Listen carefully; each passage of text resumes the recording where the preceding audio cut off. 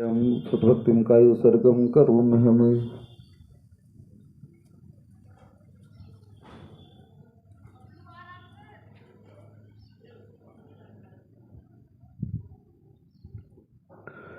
ओंकारं बिन्दुसंयुक्तं नित्यं ध्यायन्ति योगिनः कामदं मोक्षदं चैवे ओंकाराय नमो नमः। अविरल शब्दघनौघः प्रक्षालिते सकले भूतलकलङ्कः मुनिमृपासे तीर्था सरस्वती हरितोऽनुद्रुतम् अज्ञानतिमिरान्धानां ज्ञानाञ्जनशलाकयाः चक्षुरुन्मिलितमेव तस्मै श्रीगुरुवे नमः। परम गुरुभ्यो नमः। परम्पराचार्यगुरुभ्यो नमः।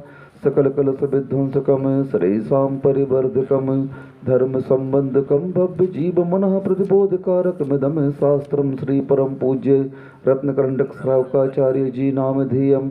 अस्य मूल ग्रंथकर्तारः श्री सर्वज्ञदेवाः तदुत्तर ग्रंथकर्तारः श्री गणधर देवाः प्रतिगणधर देवाः तेषां वचनानुसार मासाद्य श्रीमद् आचार्य प्रवर श्री परम पूज्य समंत भद्र स्वामी जी देवेन विरचितम मंगलम भगवान वीरो मंगलम गौतमो गणी मंगलम कुंद कुंदाद्यो जैन धर्मोस्तु मंगलम सर्व मंगल मांगल्यम सर्व कल्याण कार्यक्रम प्रधानम सर्वधर्माणां जैनम जयतु शासनम कोटि शतम द्वादश्चैव कोटो लक्षाण शीतिर्गानि चैव पंचाशदष्टोच सहस्र संख्यमेतच्छुदं पंचे पदम नमामि अरहंत भासयत्थं गढ़हर देवी गंथियम सम्मम पणमामि भत्तजुत्तो सुदनान महो वैम सिरसा इच्छाएं भंते सुधवत्ती कौसुकोत सालुचम अंगोवंग पहिने पाहुड़े परियम सुत्त पणमामि योगे पुब्बगे चूलिया जीव सुत्तथि तु धम्म कहायं स्याणिचकालम अंचीमि पूज्यमि वंदामि नमस्सामि दुख को मुख हो बोहिला हो सुखई गमनम समाहि मरणम जिन गुण संपत्ति हो मज्जम नमोस्तु अपरानिक स्वाध्याय वेलयाम श्रीमद् आचार्य भक्तिम का सर्गम करो में हम।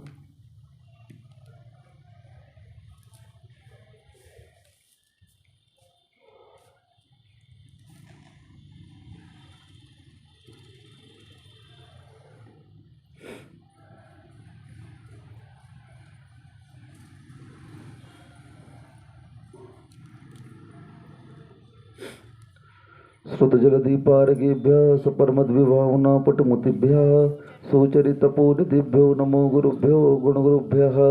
36 गुण समग्रे पंचभी आचार करण संदर्शे शिष्याणुगय कुशले धम्मायिरिये सदा वंदे गुरुवत्ति संजमीणया तरन्ति संसार सायरं घोरं छिन्नन्ति अट्ठिकं मम जन्मं मरणं न पावयन्ति ये नित्यमृतमंत्र होम निरता ध्यानाग्निहोत्राकुलः षट्कर्माविरतास्तपोधनधनः साधुक्रिया साधवः शीलप्रावरणा गुणप्रहरणाश्चन्दार्कतेजोदिकाः मोक्षद्वारकपाटपाटन्भटः प्रीणन्तु मां साधवः गुरुवः पान्तुः नो नित्यं ज्ञानदर्शननायकाः चारितारणौ गम्भीरा मोक्षमार्गोपदेशकाः इच्छाएं भंते आर्यवत्ती कौसुको तस्सालोचम सम्मनाण सम्मदंसण सम्मचरितुत्ताणं पंचभी आचाराणं आयरियाणं आयारादिसुत्नाण वदेशियाणं उपच्छायाणं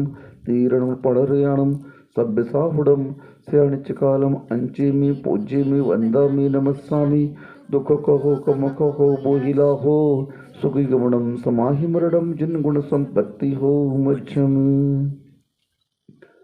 नमः श्री वर्धमानाय निर्धूते कलिलात्मने सालोकानां त्रिलोकानां यद विद्या दर्पणायते। कुंडलपुर के बड़े बाबा की जय। मूल नायक श्री चिंतामणि पार्श्वनाथ भगवान की जय। परम पूज्य आचार्य प्रवर श्री समंत भद्र स्वामी जी महाराज की जय।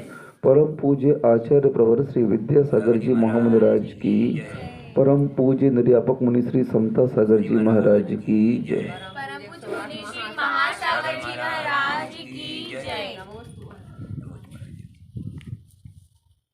यहाँ पर दूसरी कारिका के माध्यम से आपके सामने आचार्य महाराज कह रहे हैं कि मैं उस धर्म की विवेचना आपके सामने प्रस्तुत कर रहा हूँ जो धर्म आपके आत्मा पर पड़े हुए कर्मों का नाश करने वाला है।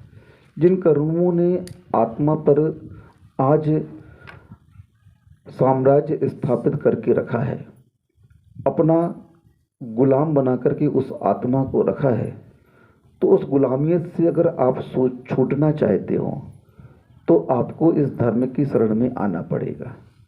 इस धर्म की शरण में आए बिना आज तक किसी को मुक्ति नहीं मिली।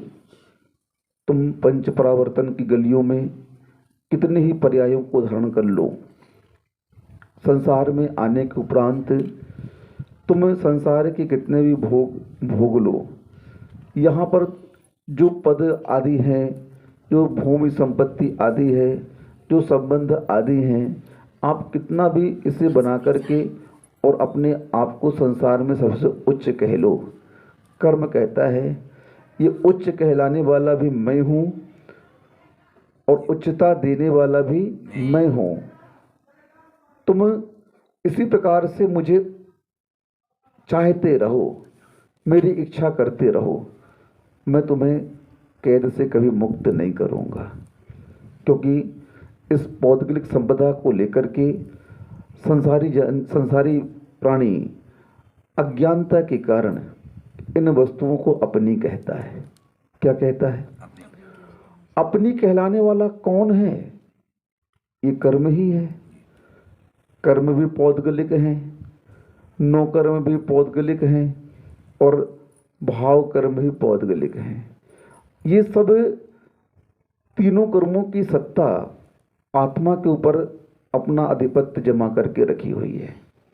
जब तक आप इनका स्वयं त्यागने का प्रण नहीं लोगे, तब तक ये आपके प्राण लेते रहेंगे। क्या करते रहेंगे? प्राण लेते रहेंगे। मानते रहो अपनी, वो तो चाहता यही है। जिस प्रकार से एक गुंडा होता है ना, वो क्या चाहता है? मेरा दबदबा बना रहे, मेरा आतंक बना रहे, मेरा पावर बना रहे, कोई भी मेरे सामने आंख उठा करके न देखे। पुद्गल भी यही चाहता है। अपनी उन तमाम पदार्थों के माध्यम से, वस्तुओं के माध्यम से वह आपको आकर्षित करके इसमें फंसाए रखता है। कभी संबंध को लेकर के फंसाता है, कभी संपत्ति को दे करके फंसाता है, कभी उच्च पदों को देकर के फंसा देता है। पद प्रतिष्ठा संपत्ति वैभव यश कीर्ति के रूप में आता है और ये आपको फंसा देता है। ये सब नाम कर्म की प्रकृतियां हैं। किसकी हैं? नाम कर्म की प्रकृतियां हैं। अब नाम कर्म क्या तुम्हारा है? क्या पुद्गल की संपत्ति है? आठों कर्म किसकी संपत्ति है? पुद्गल की संपत्ति है। यहाँ तक कि शरीर आदि सब पुद्गल की संपत्ति है। ये तो उपकार के रूप में मिला है। किसके रूप में मिला है? हाँ, लेकिन इस उपकार को हम समझ नहीं पा रहे हैं, क्योंकि ये बात निश्चित है कि आत्मा कर्मों पर विजय जब भी प्राप्त करेगी, कर्मों का जब भी वह निर्जरा करेगी, तो इसी पुद्गल द्रव्य का आधार उसे लेना पड़ेगा। बिना इस पुद्गल के आधार के कोई भी जीव स्वतंत्र हो नहीं सकता है। अब कर्म प्रकृतियों को जब हम देखते हैं तो 148 कर्म प्रकृतियों में कुछ पुण्य रूप हैं और कुछ पाप रूप हैं। पाप रूप प्रकृतियों का जो साम्राज्य है वो ज़्यादा है। 148 में 100 कितनी है? पाप रूप है। कितनी है? अतोन्यत पापम, बाकी पुण्य रूप। अब मात्र 48 ही पुण्य रूप बची आपके पास में। कितनी बची? अब 48 क्या करेंगी? उनका प्रभाव ज़्यादा है। लेकिन जब कोई युक्तिवान आत्मा आती है इस संसार में, भव्य आत्मा, तो वह युक्ति लगा कर के उन 48 कर्मों के साथ हो जाती है। क्या हो जाती है? 100 के साथ नहीं होती, जो पाप युक्त है। देखो, रामचंद्र जी वन में थे ना, जैन रामायण के अनुसार। कौन कौन थे उनके साथ में? सीता जी और लक्ष्मण जी, मात्र इतने ही थे। अब जब सीता का हरण हुआ तो क्या हुआ, वो तो ढूंढते रहे। रावण तो विद्याधर था जैन धर्म के अनुसार, और वह अपनी विद्याओं के माध्यम से उसे ले गया। और रामचंद्र जी भूमि गोचरी थे। कौन थे? भूमि गोचरी थे। अब पुण्य कह लो उनका या कुछ भी कह लो, तो अपन देखते हैं कि राम ने रावण के ही बंधुओं को अपना मित्र बनाया। सुग्रीव, बाली, विभीषण, हनुमान, ये सब रावण के परिजन थे। क्या थे? ये सब रावण के परिजन थे, उनके संबंधी थे ये सब, उनका एक दूसरे से संबंध। हाँ, सब हनुमान में पवनजय वगैरह ये सब संबंधी थे आपस में। अब पद्म पुराण पढ़ो ना आप, उसमें आता है सब। अब उन्हीं परिजनों को अपने साथ लेकर के उन्होंने क्या किया, राम ने लंका को जीत लिया। तो यही सिद्धांत यहाँ पर घटित होगा कि जिस प्रकार राम ने अकेले होकर के उन अच्छे अच्छे परिजनों को अपने साथ कर लिया और लंका के रावण पर विजय प्राप्त कर ली, तो अपन यहाँ पर ये घटित कर लेते हैं उदाहरण के रूप में कि रावण हो गए बुरे कर्म और राम हो गए अच्छे कर्म। राम हो गई आत्मा, राम क्या हो गई? आत्मा। और रावण हो गए बुरा कर्म, और उसके जो परिजन थे हनुमान आदि वो अच्छे कर्म हो गए। तो राम ने उन अच्छे कर्मों को अपनी ओर ले लिया और उन पर विजय प्राप्त कर ली। ऐसे ही अपन को उन अच्छे कर्मों की जो टोली है, जो संख्या है उनकी, जो योद्धा है अच्छे कर्म वाले, उनको अपने साथ लेना पड़ेगा और लेकर के उन बुरे कर्मों पर प्रहार करना पड़ेगा, उनको भेदना पड़ेगा। ये प्रक्रिया जब तक अपन अपनाते नहीं हैं तब तक इस आत्मा को कभी भी विजय नहीं मिलेगी। क्योंकि 148 कर्म होते हैं, तो सभी कर्मों को, चाहे वे घातिया हो चाहे अघातिया, सभी कर्मों को आत्मा को छोड़ना पड़ेगा। क्या करना पड़ेगा? आगम में स्पष्ट वर्णन आचार्य महाराज देते हैं कि जो कुछ भी आज प्राप्त सामग्री हमारे पास में है मोक्ष मार्ग की, ये सब साधन रूप है। किस रूप में है? साधन के रूप में है। साध्य मात्र आत्मा है अपनी। क्या है? यहाँ तक कि ध्यान आदि को भी साधन कहा है। क्या कहा है? चाहे व्यवहार हो चाहे निश्चय हो, दोनों को आचार्यों ने साधन कहा है। क्या कहा है? ये तो आपको उस मोक्ष मार्ग पर ले जाने के साधन है। चाहे आज झगड़ा होता है निश्चय ने और व्यवहार ने को लेकर के, आचार्य बोलते क्यों लड़ते हो भैया, दोनों साधन तो हैं। चाहे व्यवहार कह लो चाहे निश्चय, एक बाहर का साधन है तो एक अंदर का साधन है। दोनों साधन के बिना इस आत्मा का मोक्ष मार्ग पर चलना हो ही नहीं सकता है। दो पहिए से स्कूटर चलती है, गाड़ियां चलती हैं, इसी प्रकार से निश्चय व्यवहार मोक्ष मार्ग के दो पहिए हैं। दोनों को जब समीचीन रूप से चलाएंगे, दोनों को समानांतर पैरेलल लेकर के चलेंगे, तब कहीं जा कर के, क्योंकि व्यवहार के बिना निश्चय की प्राप्ति तो हो ही नहीं सकती। हाँ, आप ध्यान में बैठे हो, बैठ जाओ ध्यान में, लेकिन व्यवहार का आलंबन तो लेना ही पड़ेगा आपको।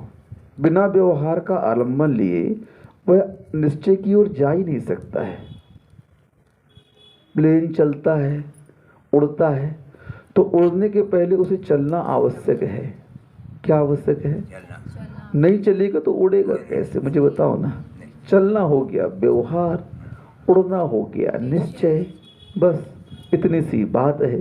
तनातनी क्यों करते हो? मान लो तो सब धर्म समीचीन हो जाएगा। एक पक्ष को लेकर चलोगे तो मिथ्या दृष्टि कहलाओगे, दोनों पक्ष को आप मान करके चलोगे तो सम्यक दृष्टि कहलाओगे। अब ये मान्यताएं हमारे अंदर जो घर कर जाती हैं एकांत रूप लेकर के, यही आत्मा की सबसे बड़ी कमी कहलाती है। क्योंकि वह आत्मा मिथ्यात्व के प्रभाव के कारण उस तत्व को स्वीकार नहीं कर पाते। मिथ्यात्व और कुछ नहीं है, उस तत्व को स्वीकार नहीं करने का नाम ही क्या है? मिथ्यात्व है। जो विवेचन आगम में दिया गया सिद्धांत अध्यात्म को लेकर के उसका आप समीचीन रूप से स्वीकार करना सीखिए। क्या कहा है? स्वीकार करना चाहिए। आप अगर मोक्ष मार्ग पर बढ़ रहे हो तो उसे स्वीकार करो। डॉक्टर जब ट्रीटमेंट करता है तो क्या उससे पूछते हो कि इसमें कौन कौन सी औषधि मिली है? वो जो इंजेक्शन लगा देता है चुपचाप लगवा लेते हो, जो प्रिस्क्रिप्शन लिख दिया उसने चुपचाप दवाई ले जा करके खा लेते हो, उससे बहस नहीं करते हो। और आगम को लेकर के तर्क करते हैं। क्या करते हैं? विचरते हैं, आपस में वाद विवाद करते हैं। ये उस अज्ञानी की निशानता है। आचार्य कहते हैं किसी तत्व को लेकर मान लो दो मत मिल जाते हैं आगम में, उन दोनों मतों को स्वीकार करके चलो। आगम है वो, क्या है? हाँ।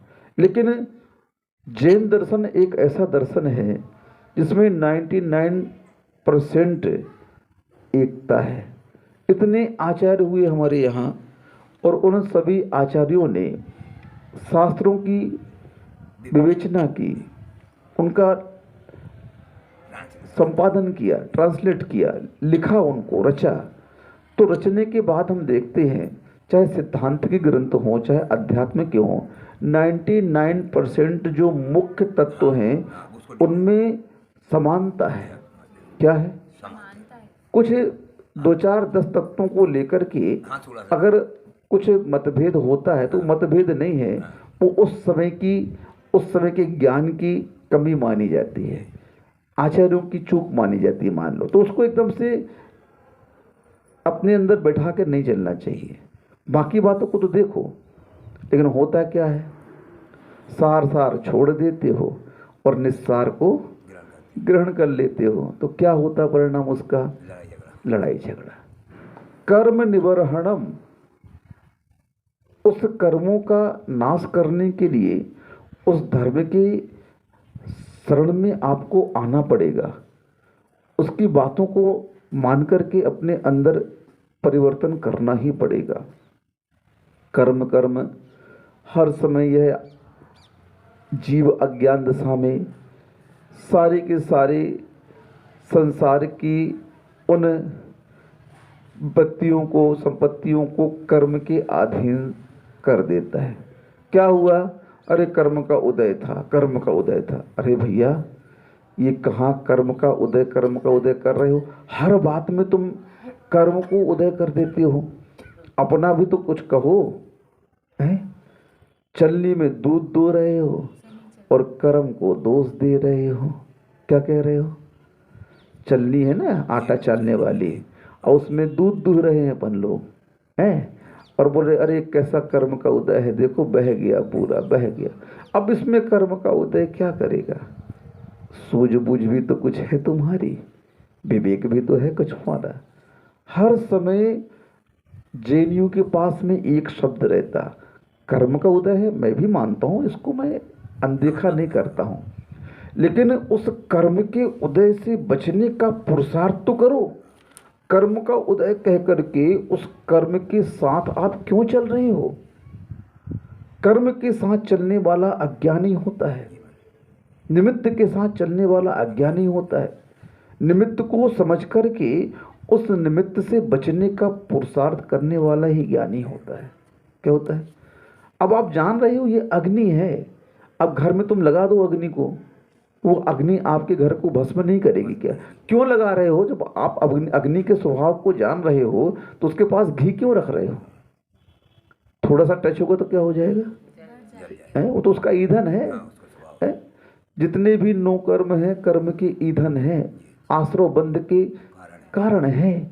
अब उस निमित्त से बचने का प्रयत्न तो करो। दो आंख दी है भगवान ने, कम से कम नीचे देख को चलो। ठोकर लग गई, अरे देखो इसने मुझसे, इसके कारण मेरा गिर गया मैं। अरे तुम उसको दोष दे रहे हो जो अचेतन व्यक्ति है। कैसा है वह? अचेतन द्रव्य को हम क्या कह रहे हैं? इसके कारण हर समय यह चेतन अपनी गलतियों को अचेतन के ऊपर थोप देता है। क्या कर देता है डॉक्टर साहब? तुम हर समय किसको दोष देते हो? कर्म को दोष देते हो। लोग डूबते हैं तो समुंदर को दोष देते हैं, लोग डूबते हैं तो समुंदर को दोष देते हैं, मंजिल न मिले किस्मत को दोष देते हैं। खुद तो संभल कर चलते नहीं, खुद तो संभल कर चलते नहीं, जब ठोकर लगती है तो पत्थर को दोष देते हैं। किसे दोष देते हैं? अब बताओ, वो बेचारा अचेतन क्या करे? कुछ नहीं कर सकता। कर्म हमेशा यही कहता है कि हे आत्मन, तुम मेरे ऊपर क्यों भड़क रहे हो? एक बार मेरी अदालत में कर्म ने केस कर दिया। सुनो, किसकी अदालत में? मेरे यहाँ आकर के बोले, महासागर महाराज जी, मैं आपके पास में न्याय मांगने आया हूँ। हम बोले क्या बात है भाई? कर्म। बोले हर समय यह संसार, ये शास्त्र मुझे दुष्ट कहता है, ये कर्म बड़े दुष्ट घनेरे, मन माही दुख दे, हैं काहे को नाई चले जी। तो कर्म ने क्या कर दिया? मेरे पास में केस कर दिया, कोर्ट केस कर दिया आत्मा के लिए। किसके लिए? आत्मा के लिए। मैं आत्मा के ऊपर कोर्ट केस कर रहा हूँ। यह आत्मा मुझे प्रतिपल दोष देती है। अब उसने मुझसे कहा, महाराज निर्णय करो, मेरी गलती कहाँ पर है? किसी भी पदार्थ को जानने देखने की क्षमता किसके पास में है? आत्मा के पास में।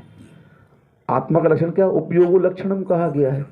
जानने देखने की क्षमता किसके पास में है? आत्मा के पास में। कर्म बोलता है मैं तो अचेतन हूं बाबा जी। क्या है? मैं तो कैसा हूं? मैं तो अचेतन हूं और तुम कैसे हो?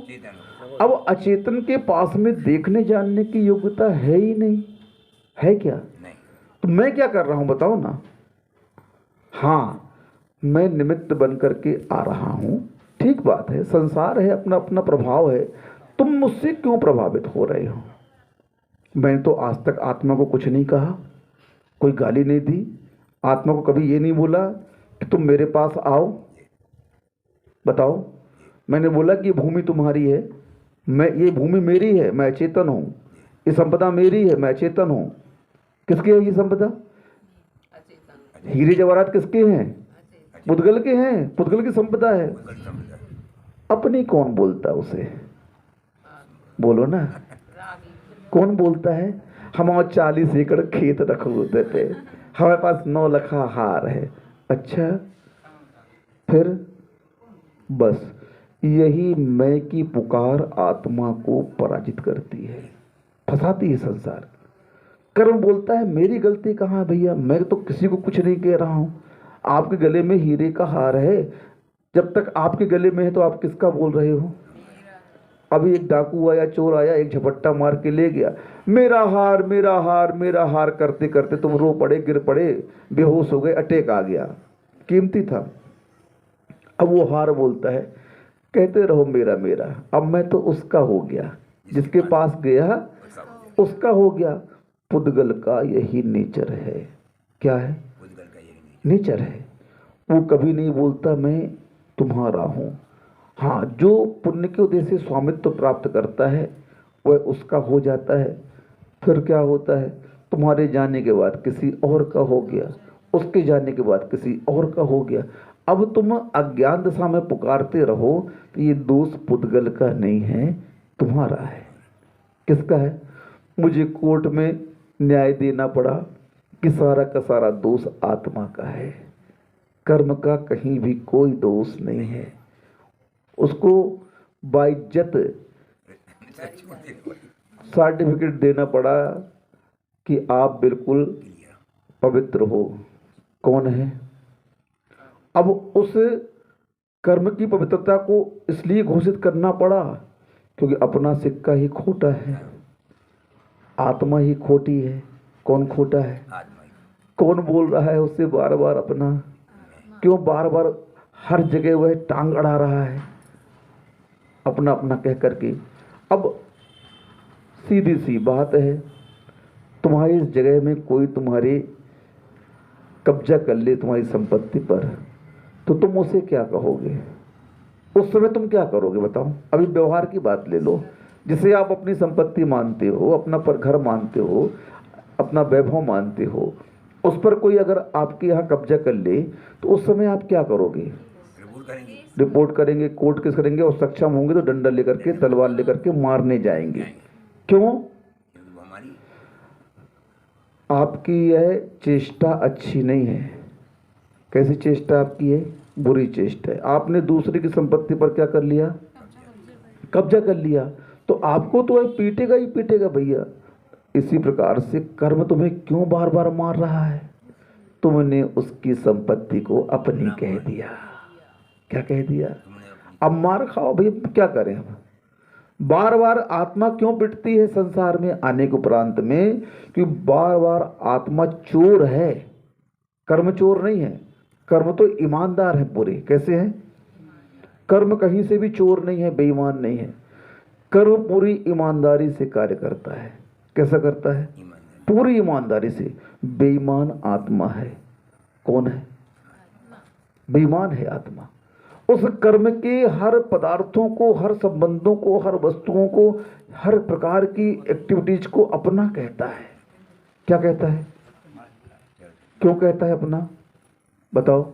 ये मोहिनी कर्म के कारण ऐसा कह रहे, तो मोहिनी कर्म कह रहा कि आपसे हमसे ऐसा कह लो। बताओ, ये मोहिनी कर्म को स्वीकार किसने किया? वह खंबा है और शराबी शराब पी करके आया और उस खंबे को पकड़ लिया अच्छी जोर से। बचाओ बचाओ बचाओ। अरे क्या हो गया? क्या हो गया? अरे इस खंबे ने मुझे पकड़ लिया। क्या कर लिया? इस खंबे ने मुझे क्या कर लिया? पकड़ लिया। उसकी पत्नी आती है, एक बाल्टी पानी डालती है और 2 बेलन मारती। चल घर, भला खंबे ने पकड़ लिया तेरे को। अब बताओ, अरे मैं तो छूट गया, अरे मैं तो छूट गया। अब बाद में क्या कहता है? 2 डंडे खाए, पानी पड़ा, शराब का नशा उतरा, तो क्या बोलता है? मैं तो छूट गया, मैं तो छूट गया। अब बताओ, खंबा पकड़ेगा किसी को क्या? है? कर्म किसी को पकड़ते हैं क्या? कर्म बोलते हैं आप हमारी संपत्ति को छोड़ दो बाबा जी, हम तुम्हारे पीछे नहीं आएंगे, हम आपको नहीं पकड़ेंगे। हमने आपको पकड़ा इसलिए है कि हर बार आपने यही गलती की है कि राम राम जपना, पराया माल अपना। तो खाओ बेटा डंडा। तुम क्या करो डॉक्टर साहब? डंडा खाओ। हाँ जाओ, संसार की प्रक्रिया हो तो चलती रहेगी। हाँ हाँ, हाओ हाओ। क्या करोगे? यही तो अंतराय कर्म है। क्या है? अंतराय। हाँ, जाना पड़ेगा महाराज। हाओ जाओ, संसार में यही तो फंसा के रखा है। जितने विकल्प हैं, सारे के सारे विकल्प आत्मा के लिए बेड़ियों के समान कहे गए हैं। किसके समान कहे गए हैं? बेड़ियों के समान। हाँ, करते रहो विकल्प। जब तक आप संयोग वियोग, लाभ हानि, मान अपमान, इन सब से ऊपर नहीं उठोगे, तब तक आप कर्मों के आश्रय और बंध को रोक नहीं सकती हो। कर्म का नेचर पहचानो। कभी भी अगर आप सुखी होना चाहते हो तो सुखी होने का राज यही है, व्यवहार में भी, परिवार में भी, कि यह किस नेचर का है। अगर उस नेचर को आप पहचान जाते हो, फिर आपको तलाक की नौबत नहीं आएगी, आपके यहाँ झगड़े की नौबत नहीं आएगी। क्यों? इसका ये नेचर ही है। अब उस नेचर को जब वो सामने लेकर के आएगा और तुम उस नेचर को पहचानते हो कि इसकी प्रकृति ऐसी है, तुम उस समय शांत रहोगे। क्या रहोगे? अरे 2 मिनट का गुस्सा है, भड़बड़ाएगा, शांत हो जाएगा। हाँ, अरे अगर मैं बीच में बोल दिया तो गुस्से को क्या हो जाएगा? ईंधन मिल जाएगा। क्या मिल जाएगा? क्रोधाग्नि को ईंधन कौन देता है? सामने वाला। एक व्यक्ति बड़बड़ा रहा है, बड़बड़ाने दो, चिल्लाने दो, कुछ नहीं करोगे तो थोड़ी देर के बाद वो क्या हो जाएगा? शांत हो जाएगा।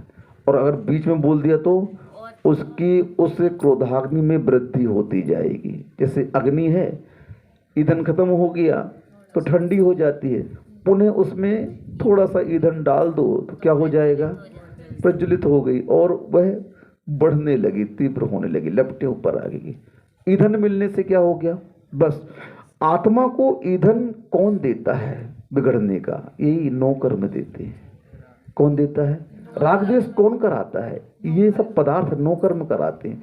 अब बचने का पुरुषार्थ कौन करेगा? क्यों नहीं करते हो? क्यों नहीं करते हो? अरे गलती, सॉरी कहने से कुछ नहीं होगा। हाँ, एक ठोकर मार दी किसी को, सॉरी सॉरी, अरे उसका नुकसान तो देखो कितना हो गया। तुमने तो 2 शब्द बोल दिए, क्षमा करना, लेकिन सामने वाले के ऊपर आपने कितनी विपत्ति ला दी। उस ठोकर से उसका पांव टूट गया। कमाने वाला एक ही व्यक्ति था, परिवार में कौन कमाएगा, कौन खाना लाएगा? अब उसकी सॉरी तो तभी कहलाएगी कि आप उसकी पूरी मदद करिए, देखभाल करिए उसकी आप। हाँ, कर्म बार बार यही सॉरी सॉरी कह करके और पुद्गल के ऊपर प्रहार करता रहता है, कर्मों के ऊपर प्रहार करता रहता है। और उसके उपरांत कर्म को भी गुस्सा आता है। अरे एक बार माफ कर दिया, 2 बार माफ कर दिया, हर बार ये मुझ पर प्रहार करता है और सॉरी बोलता है, तो बोले दो इसको अब फटाफट। फिर कर्म अपने प्रभाव से तुम्हें दुख देता है, असाता में लेके जाता है। भोगो बेटा को, इसको भुगवाओ थोड़ा सा। इसलिए असाता को साता में बदलने का प्रयत्न यही है कि पर पदार्थों से आप थोड़ा सा शांत हो जाएं, उनके प्रति आप उत्तेजित ना हो। क्योंकि उत्तेजना का मूल कारण क्या है? उनके ऊपर अपना आधिपत्य जमाना। किसके ऊपर? दूसरों के ऊपर। कर्म के ऊपर तुम आधिपत्य जमाओगे तो कर्म से आप जीत ही नहीं सकते हो। उसकी पावर इतनी है, उसकी शक्ति इतनी है संसार में, तुम अगर उसके ऊपर प्रहार करोगे बिना युक्ति के तो आप पराजित हो जाओगे। कर्म के ऊपर जीत तो सकते हैं, विजय तो प्राप्त कर सकते हैं युक्ति पूर्वक। कैसे? हाँ, उन्हीं कर्मों की सेना को अपना दल में शामिल कर लो और उन्हीं के माध्यम से प्रहार करो तो हम जीत सकते हैं। लेकिन पहले सेना तो बनाओ, अच्छे कर्मों की सेना इकट्ठी करो। ये रत्नात्रय की आराधना, व्रतों की संयोजना जो कही जाती है, करी जाती है आत्मा के द्वारा, ये वही प्रक्रिया तो है। ये नहीं करो। क्यों आपको नौकर्म से दूर रहने के लिए कहा जाता है? साधना और कुछ नहीं है हमारे यहाँ। आचार्य महाराज हमेशा कहते हैं साधना वास्तविक वही है जो साधक नो कर्म से अपने आप को बचाता है या अपने जीवन में नो कर्मों को कम करते जाता है। जो त्याग की प्रक्रिया बताई जाती है वो क्या है? यही तो है, ये नहीं खाना, वो नहीं करना। कई लोग बोलते हैं जैन धर्म नास्ति परक है। कैसा है? हाँ, यहाँ पर हर कार्य को करने के लिए मना किया जाता है, ये नहीं करो, वो नहीं करो। नहीं भैया, हर कार्य को करने के लिए मना नहीं किया जाता है, गंदे कार्य को करने के लिए मना किया जाता है। अच्छे कार्य करो ना, कौन मना कर रहा है तुम्हारे लिए? अच्छे कार्य के लिए कोई कहीं मना नहीं है। हाँ, अब क्या होता है, कोई भी व्यक्ति आज ये देखा जाता है बंधन को स्वीकार नहीं करता है। क्या नहीं करता है? हाँ, आप लोग भी घर में यही चाहते हो कि मैं जो करना चाहूँ मुझे हर कार्य करने की छूट दी जाए, स्वतंत्रता दी जाए। देखो, स्वतंत्रता की बात तो हम करते हैं, लेकिन स्वच्छंदता गंदी चीज होती है। क्या होती है? स्वतंत्रता तो अच्छी चीज है, स्वच्छंद होना चाहते हो तुम, स्वतंत्र नहीं होना चाहते हो। स्वतंत्र होना चाहते हो तो बहुत अच्छी बात है। आप आइए, पीछे ले लीजिए, सब संसार के पदार्थों का त्याग कर दीजिए। ये स्वतंत्रता का मार्ग है। स्वच्छंदता का मार्ग क्या है? मनमानी करना। क्या करना? जो मैं करना चाहूं उस कार्य को करने में मुझे कोई रोके टोके ना, चाहे वो कार्य गंदे हो चाहे अच्छे हो। इस मनमानी का नाम स्वच्छंदता है। और इस स्वच्छंदता को लेकर के हर व्यक्ति स्वतंत्र रहना चाहता है। अब क्या करोगे इसका परिणाम क्या होगा? पिटाई होगी। और क्या होगा? स्वच्छंद हो गए, किसी भी प्रकार का नियंत्रण तुम्हारे पास में नहीं है। उस स्वच्छंदता के साथ तुमने मोहल्ले में, घर में नगर में कुछ कार्य कर दिया, कांड कर दिया, परिणाम क्या? पुलिस की गाड़ी खड़ी है, आतंकवादी बन गए, चोर बन गए, गुंडे बन गए। क्यों? क्योंकि सीमा में रहना ही पड़ेगा, मर्यादा के अंदर रहना ही पड़ेगा। अब आप सोचो ना थोड़ा सा, एक छोटे से ट्रैफिक रूल्स का आप उल्लंघन कर देते हो तो उसका परिणाम क्या निकलता है? देन एंड देयर क्या हो रहा है? अरे भैया सब कुछ है, लाइसेंस भी है, वो भी लगाए हैं, आप यहाँ से गुजरे क्यों? ये तो नो एंट्री है, क्यों यहाँ से निकले तुम? इतनी स्पीड से क्यों गाड़ी बढ़ाई है आपने? पीछे सायरन बजने लगते हैं। ये सब क्या है? जब एक छोटे से नियम का उल्लंघन करते हैं तो उसका अंजाम तुरंत दंड के रूप में, जुर्माने के रूप में मिलता है। तो यहाँ आप कितना उल्लंघन कर रहे हैं धर्म का, देखो। क्योंकि जब तक हम इस मर्यादा को स्वीकार नहीं करेंगे व्रतों की, तब तक आप स्वच्छंद विचरण कर रहे हो। स्वतंत्रता के लिए तो धर्म की शरण में आना पड़ेगा। क्यों इस पुद्गल के साम्राज्य को सीमित करना है? तो इससे संबंध छोड़ना पड़ेगा। जितने भी व्रत आदि हैं ये क्या कर रहे हैं बताओ? अविरत से तुमको बचा रहे हैं, व्रती बना रहे हैं। जब तक अविरत रहोगे तब तक आप कभी भी उन नो कर्म से बच नहीं सकते हो। संयमी बनते ही क्या होगा? अब देखो हम लोग संयमी बन गए, अब हमें गाड़ी में चलना नहीं, दिन भर यहाँ वहाँ घूमना नहीं, किसी से व्यर्थ के आलाप करना नहीं, दिन भर खाना पीना नहीं, कुछ भी नहीं करना। जो भी कार्य थे संसार के, छूटे तो नहीं लेकिन सीमित हो गए। कैसे हो गए? अब उसने, व्रत ने नो कर्म को कितना सीमित कर दिया। देखो आप क्या कर दिया। अब नो कर्म को सीमित करते ही क्या हो गया? राग द्वेष कम हो गए। क्या हो गए? हो गए काराग, कसाय कम हो गई, परिग्रह कम हो गया। क्या हो गया? जो जो निमित्त इस आत्मा को बंधन में डालने वाले थे कर्म के, उन निमित्तों को हम छोड़ते जा रहे हैं। क्या करते जा रहे हैं? क्यों? हमें पता चल गया यही निमित्त तो हमारी आत्मा के लिए दुखदाई है। अब देख लो, संसारी प्राणी को थोड़ा सा अभाव होता है तो उस समय आपके जीवन में कैसे विचारधाराएं आती है बताओ? चाहे धन का अभाव हो, चाहे परिजन का अभाव हो, या थोड़ा सा आप हानि को भी ले लो, या पद आदि भी आपका छूट गया उसको भी ले लो, हर क्रिया में संसार की आप दुखी हो जाते हो। क्या हो जाते हो? नहीं होते हो? थोड़ी सी प्रतिकूलताएं जीवन में आती हैं तो उस समय आपके अंदर कैसे परिणाम आते हैं सोचो थोड़ा सा। क्योंकि आप उस वियोग को स्वीकार करने का साहस नहीं रखते हैं।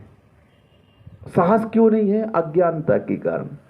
आपकी उस पर पदार्थों में इतनी पराधीनता हो चुकी है कि उसके बिना आप चल नहीं सकते हो एक कदम भी। धर्म तो वियोग को अच्छा मानता है। किसे अच्छा मानता है? अभाव को अच्छा मानता है। हम तो चाहते हैं हमारे पास में कोई ना आए, दिन भर हम अकेले बैठे रहें। क्या करते रहें? कोई ना आए, मैं अकेले बैठा रहूं। एक बार आहार कर लिया, 23 घंटे तक कोई ना आए, अति उत्तम साधना हो जाएगी। क्या हो जाएगी? निर्विकल्प हो जाएंगे। अब देखो आ गए तो क्या करना पड़ रहा है? स्वाध्याय करना पड़ रहा है। भाई इनका खा के आए हैं, अब ये श्रावक आ गए हैं, अब इनसे बात करो। बात करते करते किसी से निकटता बन जाती है, कोई विशेष भक्त बन जाता है, तब उसमें राग द्वेष होने लगता है। ये अच्छी, ये मेरी भक्त है, ये मेरी भक्त है, ये मेरा भक्त है। अब लो भाई, अब उनके यहाँ कुछ हो जाए तब उनकी चिंता करो। महाराज जी आशीर्वाद दो, फोन आ रहा है। क्या आ रहा है? क्या हो गया?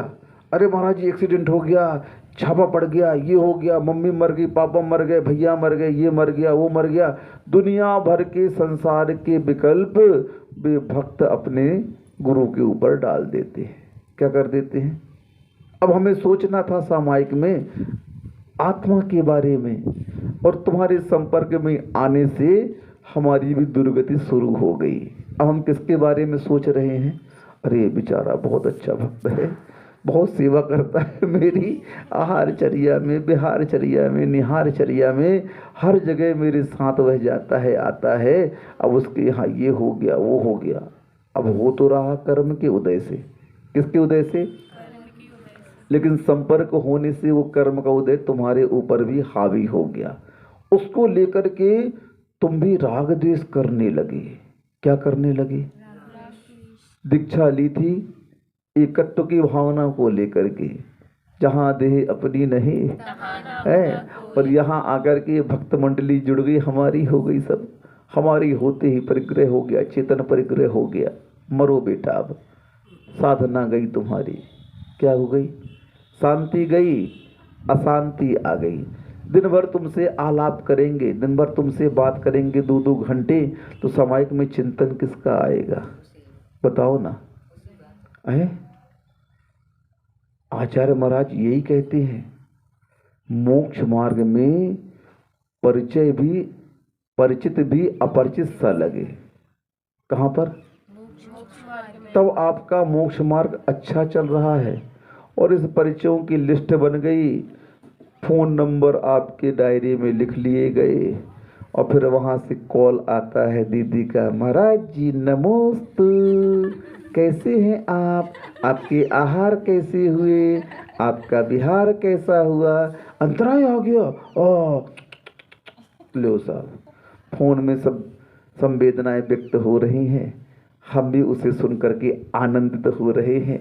हमारे भक्त को कितनी चिंता है महाराज की। अरे बाप रे, लो मर गए तुम। कर्म कहता है गए काम से, क्योंकि कर्म तो हमेशा जागरूक है, हर समय उसकी निगाहें उस बांधने वाले, आश्रय करने के वाले के ऊपर लगी रहती हैं। सजग पहरी है कर्म। कैसा है?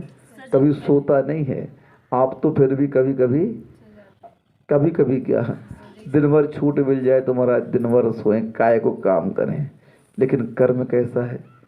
कभी भी एक पल भी सोता नहीं है। सोते सोते भी स्वप्न देख लिया, उस स्वप्न में भी कर्म का आश्रय और बंध चलता रहता है। ये परिणमन परिणामों का रुकता नहीं है। बड़ा वैचित्र है ये। चला करके साधना के माध्यम से इन पर विजय प्राप्त करने के लिए कहा गया है। कर्म निबर्हणम बड़ा कठिन शब्द है, बोलने में तो बोल दिया कर्म निबर्हणम, कर्मों का नाश करना, बोलने में कहने में आ गया। कसाय नहीं करना, राग द्वेष नहीं करना। जब इसको नियंत्रित करने के लिए जाते हैं तो बड़े बड़े योगी उसे सिद्ध करने के लिए, उससे बचने के लिए आतापन योग लगाते हैं। क्या करते हैं? काय बैठे महाराज धूप में हैं, काय बैठे धूप में, इस कर्म को जीतने के लिए मासोपास क्यों कर रहे हो महाराज? उस आत्मा को सिद्ध करने के लिए हो लंघन कर रहे, भूखे रह रहे, रस परित्याग कर रहे हैं, ये कर रहे, वो कर रहे। सारे के सारे तपों का आधार मात्र आत्मा को सिद्ध करना है। किसे सिद्ध करना है? और हम यहाँ क्या कर रहे हैं? मार्ग के उस उपायों को देखते हैं तो कितने कठिन उपाय हैं उस मार्ग को तय करने के, और यहाँ पर ऐसा लगता है 2 मिनट अगर कोई आता नहीं है सुप्त समाज है, कोई आता ही नहीं है, दिन भर घर में बैठे रहते हैं, निष्क्रिय है ये समाज। हो हम तो बोलते बहुत अच्छी समाज है, कोई नहीं आता है, दिन भर कम से कम माला तो फिरती है, स्वाध्याय तो होता है।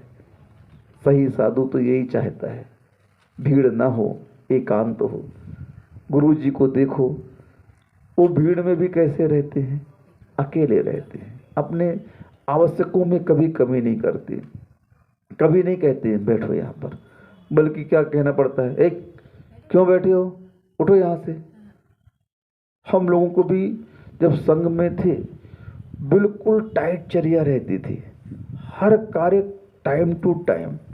यहाँ पर आप लोग 7:30-8 बजे तक घूमते रहते हो महाराजों के प्रांगण में। हमारे यहाँ भक्ति के बाद शाम को 5:45 बजे कोई महिला अंदर प्रवेश नहीं कर सकती थी, बंद, ताला बंद गया। सामायिक हुआ, आहार करके आए और इरियापद भक्ति के समय ताला लग जाता था गेट का, धर्मशाला का। कब खुलेगा ताला? 2:30 बजे क्लास लगेगी तो 2 बजे खुलेगा। कितने बजे खुलेगा? 2 बजे। अब 2 बजे से क्लास शुरू हो गई, गुरुजी ने पढ़ाना शुरू कर दिया। 4 बजे तक पढ़ाया गुरुजी ने। कितने बजे तक? 4 बजे तक पढ़ाया। अब 4 बजे के बाद थोड़ी बहुत श्रावक आए, 5 बजे प्रतिक्रमण करो। अब मान लो किसी को जंगल जाना शाम को भी, तो तुम भगो बेटा अपनी गड़ई लेके वहाँ जाओ। हाँ, और नहीं जाना है, कुछ महाराज जो साधना वाले वो स्वाध्याय को रिपीट करते, आके पढ़ते, और हम जैसे श्रावकों से घिर जाते, बैठ जाते, भक्त लोग आ गए हैं, चलो कोई बात नहीं। उनको थोड़ा समय दिया, प्रतिक्रमण का समय हो गया, देव वंदना करने के भक्ति का समय हो गया, लॉक, अब लेडीज नहीं आएगी।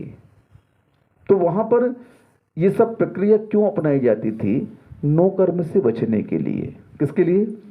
गुरुजी इन क्रियाओं के माध्यम से शिक्षा देते हैं कि जितना तुम इनसे संपर्क कम रखोगे उतना तुम राग द्वेष से बचते रहोगे। बोले ये सब चेतन परिग्रह के रूप में है, इन्हें अपना बनाओगे तो परिणाम क्या होगा? गुरुजी अपना बनाते हैं श्रावक को, लेकिन किस अवस्था में अपना बनाते हैं? या तो ब्रह्मचारी बना देंगे, या ब्रह्मचारिणी बना देंगे, या आर्यिका बना देंगे, या मुनि बना देंगे, या एलक क्षुल्लक बना देंगे। ऐसे रंग में रख देंगे कि तुम फिर समझ जाओगे कि इनसे जुड़ने का परिणाम क्या हुआ। वो स्वयं उस राग द्वेष से हटाने का प्रयत्न करते हैं।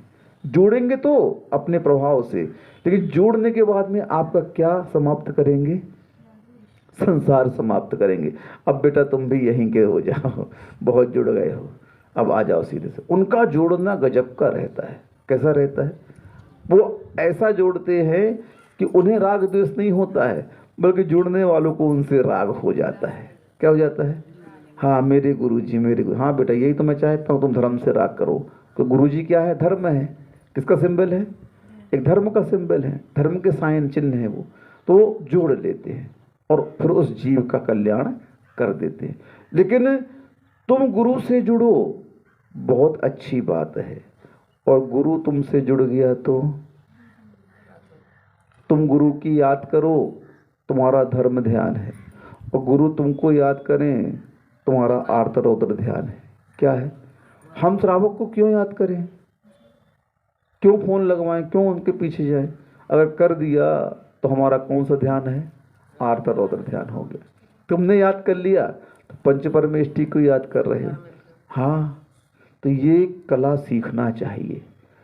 कर्मों को जीतने के लिए हमें ज़्यादा बल की आवश्यकता नहीं है। युक्ति के माध्यम से हम कर्मों पर विजय प्राप्त कर सकते हैं। अंतर मुहूर्त में केवल ज्ञान हो गया। ऐसा क्या किया उन्होंने अंतर मुहूर्त में? बस धारणा बना ली कि इस संसार में मैं कैसा हूँ, अकेला हूँ, मैं आत्मा हूँ, पर सो मैं नहीं, मैं सो पर नहीं। बस इस साधना में जब वो निमग्न हो जाते हैं, लीन हो जाते हैं, या आत्मा की पर्याय उनकी हो जाती है, फिर उन्हें राग द्वेष किसी से होता ही नहीं। मैं किससे राग करूं, मैं किससे द्वेष करूं, मैं किस पर क्रोध करूं, मैं किस पर प्रेम करूं, वात्सल्य करूं, क्या है ये सब? ये सब व्यवहार की बातें। हाँ, है कौन तुम्हारा? फिर भी छाती कूट कूट करके रोते हो। क्या करते हो? थोड़ा सा वियोग हो गया, थोड़ा सा अभाव हो गया जीवन में, कैसी आपकी दशा होती है देखते ही बनता है। बस यही दशा आत्मा के लिए हानिकारक है। इसीलिए संयोग वियोग अभाव को आप ऐसा मानो कि ये निमित्त आत्मा के लिए अच्छे हैं। सम्यक दृष्टि, सम्यक ज्ञानी, सम्यक चारित्र वाला ऐसे निमित्तों का स्वागत करता है। अभाव का,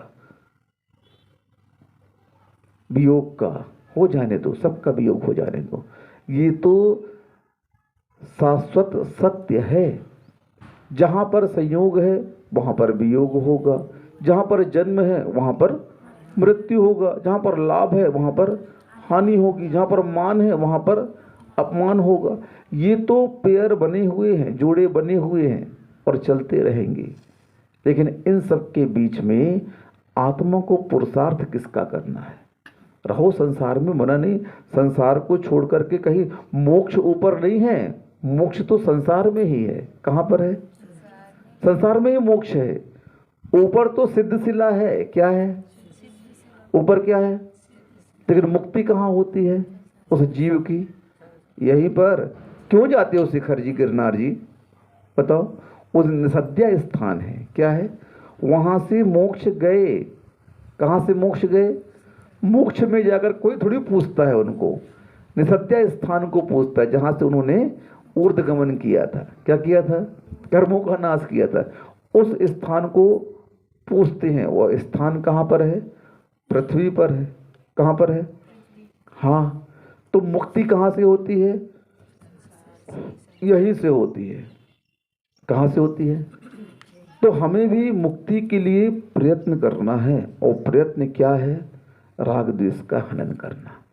इसके लिए युक्ति से काम करो, धारणा बनाओ, अपने परिणामों को संस्कारित करो थोड़ा सा, बार बार परिणामों को ये निर्देश दें अपने। क्योंकि यहाँ पर सबसे बड़ी बात साधक के लिए कही गई है, अपने परिणामों को स्वयं निर्देश दें, अपने मन को स्वयं आदेश दें।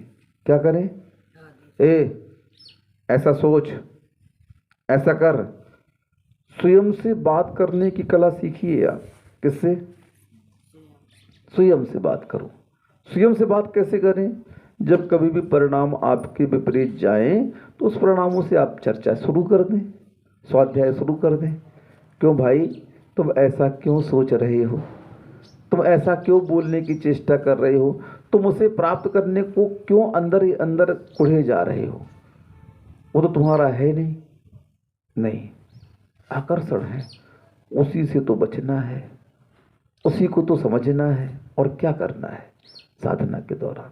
बस इसी बात को हम अगर धारणा में बैठा लेते हैं कि इस संसार में सब पुद्गल का साम्राज्य है, पुद्गल का प्रभाव है, नौकर्मों का यहाँ पर प्रभाव है, और मुझे इनसे प्रभावित नहीं होना है, तो यह आत्मा बहुत जल्दी कर्मों से मुक्त हो सकती है। अंतर मुहूर्त में केवल ज्ञान प्राप्त करने वाले यही तो साधना करते हैं। उपवास उन बाह्य तपों को करने वाले यही तो साधना करते हैं। अंतरंग तपों को करने वाले यही तो साधना करते हैं। पर पदार्थों से छूटने की ही साधना होती है। किससे? बस क्यों बार बार ये नियम दिए जाते हैं, ऐसा नहीं करो, ऐसा नहीं करो? इसीलिए नो कर्मों से जितना दूर रहोगे, जितना बचोगे, उतना राग द्वेष कम होता जाएगा। साधना यही है। घर माँ ही तृष्णा जो घटावे, रुचि नहीं संसार सो। ये किसके लिए कहा? हमारे लिए नहीं कहा, श्रावक के लिए कहा है। घर में रह करके तृष्णा को घटाओ, इच्छाओं को सीमित करो। भगवान बनने का सूत्र बताया था हमने, क्या बोला था? इच्छा माइनस मनुष्य इक्वल टू भगवान। भगवान कौन बनता है? जो इच्छाओं को जीत लेता है, इच्छाओं के जंजीर से छूट जाता है, वो क्या बनता है? भगवान बनता है। अब नहीं बनना है, जो इच्छाओं में जकड़ रहता है वो शैतान बनता है, और जो इच्छाओं से छूट जाता है वो भगवान बनना है। अब क्या बनना है? इच्छाओं के अधीन तो अनादिकाल से है, पर पदार्थों के अधीन तो यह आत्मा अनादिकाल से है। अब उस पर्याय को प्राप्त करके भी अगर यह आत्मा युक्ति के माध्यम से इस नौ कर्म से नहीं बचती है, तो यह पर्याय भी तुम्हारी व्यर्थ चली जाएगी। चली क्या जाएगी? जा ही रही है। पल पल आप मृत्यु की ओर बढ़ रहे हो, और चिंता किसकी है अभी भी? शरीर की और शरीर आश्रित संबंधों की। किसकी? पाप के मूल दो ही कारण हैं, शरीर और शरीर आश्रित संबंध। ये बनाते रहो, ये करते रहो, आप संसार परिभ्रमण कभी छोड़ नहीं पाएंगे, चलता रहेगा। करते रहो, मरते रहो। स्वयं दुख का कारण आपके अंदर निहित है। आपके परिणाम, आपका संबंध, आपका अटैचमेंट ही आपको दुख दे रहा है। इतने सारे लोग रोज मरते हैं, इतनी सारी दुर्घटनाएं विश्व में रोज होती हैं। उन दुर्घटनाओं को आप सुनते हैं, देखते हैं टीवी में, तो आप क्या संवेदन करते हैं उस समय? और अपने घर में वही दुर्घटनाएं होती हैं, या जिसके घर में ये घटनाएं घटी वह क्या संवेदन करता है बताओ? क्योंकि आपका उससे अटैचमेंट नहीं है, आपका उससे संबंध नहीं है, राग द्वेष नहीं है, इसलिए आपको फीलिंग नहीं होती है। फीलिंग कहाँ हुई? जहाँ अटैचमेंट, जुड़ा हुआ। बस इसी जुड़ाव को अगर हम छोड़ देते हैं, संसार में जैसी घटनाएं घट रही हैं उसे संसार की ही मान लेते हैं, तो हमको अंदर फीलिंग नहीं होगी। जब उपसर्ग परिचय आदि होते हैं, साधक के ऊपर, गज कुमार के ऊपर सिगड़ी जला दी गई। क्या जला दी गई? पांडवों के ऊपर अग्नि के तपे हुए लोहे के आभूषण पहना दिए गए। यहाँ पर सियाल नहीं खा रही है, वहाँ पर शेर नहीं खा रही है। कैसे घोर घोर उपसर्ग हो रहे हैं देखो तो। लेकिन क्या साधना है मुझे समझ में नहीं आती है कि उस समय उनका चिंतन, विचारधारा कैसी रहती है। कितनी घोर तीव्र वेदना को शांत परिणाम से सहते हैं, बताओ तो। क्या साधना है उस समय उनकी? थोड़ा चिंतन करा करो बैठ करके। ऐसा उनके अंदर क्या परिणमन चल रहा है कि वह अग्नि उन्हें जला नहीं पा रही है। शरीर को तो जला रही है, लेकिन आत्मा में थोड़ा सा भी उनके विकल्प नहीं हो रहा है। परिणामों में इतना सा भी राग द्वेष उस व्यक्ति के प्रति नहीं हो रहा है। जो संसार अवस्था में थे तो उनसे लोग भयभीत होते थे, उनकी शक्ति से डरते थे। जब वे साधना के स्तर पर उतर गए, क्या हुआ? किसी को नहीं देख रहे हैं।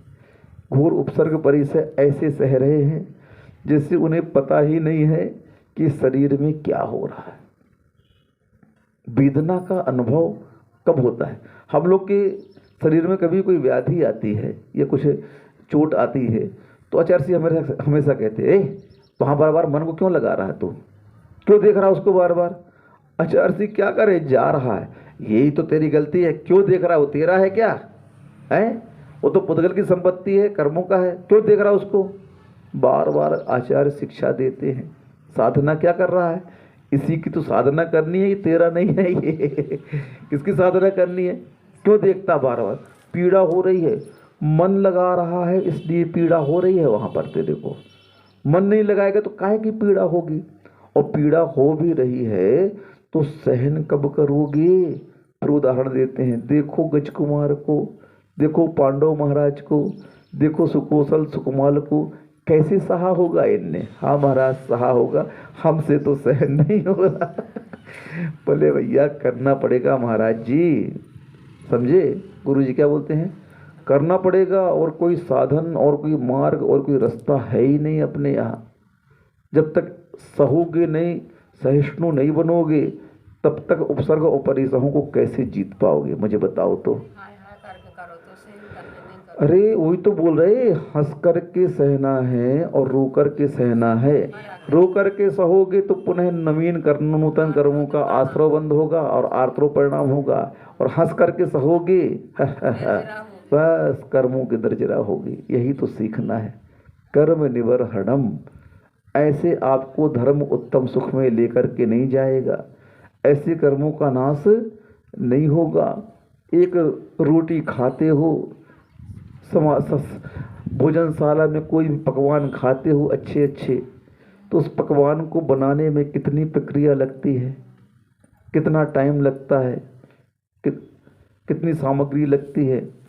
और आप मात्र जाकर बैठे और एक ग्लास तोड़ा, बहुत अच्छा था। अब वो अनुभूति आपको हुई तो अच्छी की, लेकिन उसके पूर्व में कितनी प्रक्रिया उस पदार्थ को बनने में करनी पड़ी, बताओ। पहले आनंद तो आया खाने में, बस वो प्रक्रिया जो पूर्व की है ना, उसी का नाम साधना है। क्या है? उस साधना का फल बना बनाया पकवान आपको जो अच्छा लग रहा है वो हो गया। तो उस प्रक्रिया को आप पहले अपनाएंगे, उस प्रोसेस को आप करेंगे, तब कहीं जाकर के वह पकवान जब पूर्ण तैयार होगा तो आनंद की अनुभूति होगी। मोक्ष मार्ग में आनंद तभी आएगा जब आप संबंधों को छोड़ते जाएंगे, परिचय को आप समाप्त करते जाएंगे और राग द्वेष को जीतते जाएंगे। जैसे जैसे आप भीड़ से दूर होकर के उस अंदर की ओर जाओगे, आत्मा की ओर जाओगे, तो उसके आनंद की अनुभूति कैसी होगी? सो इंद्र नाग नरेंद्र वाह अहमिंद्र की नाही कहो, वो अनुभूति होगी आपकी। इस प्रकार से उस साधना को प्राप्त करने का प्रयत्न प्रत्येक आत्मा को करना चाहिए, और उसके उपाय हमें उस संसार के संबंधों को, संपत्तियों को, और जो भी प्राप्त पुद्गल पदार्थ नो कर्म के रूप में मिले हैं, उनमें अपनापन की भाव नहीं होने चाहिए, उनमें राग द्वेष आदि नहीं होना चाहिए। युक्ति के माध्यम से अपन इस बात को बार बार आत्मा को कहते रहे, आत्मा से बात करते रहे, कि आत्मा को समझाते रहे कि ये हमारा नेचर नहीं है, ये हमारा स्वभाव नहीं है, ये तो पुद्गल के कारण मैं इसे अपना मान रहा हूँ। रहो घर में, संपत्ति को बीच में रहो, सबके बीच में रहते हुए भी उसे अपना ना मानने की प्रक्रिया अपनाओ। आप छोड़ मत देना संबंधों को, संपत्तियों को। रहना तो वहीं पर है, संसार में है तो उनके बीच में ही रहना पड़ेगा, लेकिन बीच में रहते हुए भी उनको अपना नहीं मानने की कला ही साधना है। उससे उसके पास है, हमारे घर में है, संबंध भी है, संपत्ति भी है, पद भी है, लेकिन उसमें निर्विकल्प रूप से रहना, उसमें राग द्वेष नहीं करना, ममत्व भाव नहीं करना, बल्कि क्या प्रणाम करना कि तो कर्म उदय से प्राप्त हुई है, और कैसी है? नश्वर है, छूट जाएगी एक न एक दिन। इस प्रकार की भावना से अपनी आत्मा को संस्कारित करना चाहिए। आपका समय हो गया। जिन वाणी के ज्ञान ते सूझे लोका लोक, सो वाणी मस्तक नमो सदा दे तो हूँ ठोक।